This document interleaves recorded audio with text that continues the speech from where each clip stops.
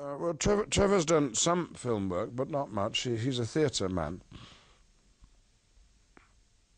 And he has a wide Catholic tastes in theatre. He likes musicals and has directed some very successfully. Cats and Les Miserables spring to mind.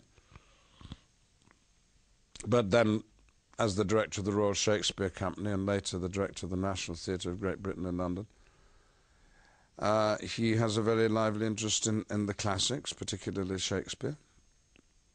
And it's with Shakespeare that I've worked with him most. We were undergraduates together at university, so we've known each other a long time and now have an easy working relationship because of that. He's very good at telling stories. He's very good at picking out the simple through line of a complicated script. And so the audience feels relaxed and knows where they are. And as far as the actors are concerned, he's very perceptive about